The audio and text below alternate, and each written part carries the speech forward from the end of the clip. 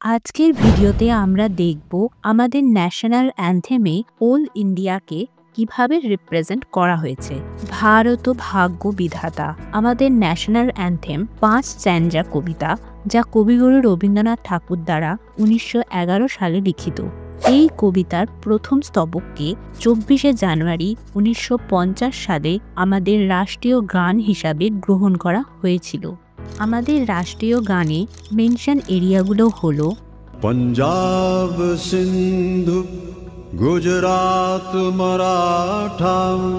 পাঞ্জাব মানে হলো পাঞ্জাব, সিন্ধু গুজরাট, মারাঠা মানে মহারাষ্ট্র, द्राविड़ उत्कल बंगा।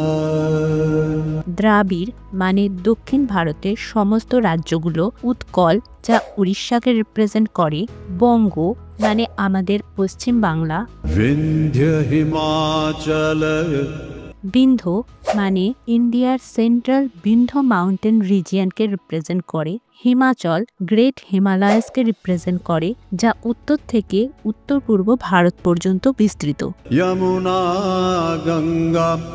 যমুনা গঙ্গা ইন্ডিয়ার নর্দার্ন প্লেন্সকে ইঙ্গিত করে, उच्छल जलधि तरंगा। আর অবশেষে উচ্ছল জলধি তরঙ্গ ভারতের চারিদিকে বিস্তৃত সমুদ্রকে রিপ্রেজেন্ট করে থাকে।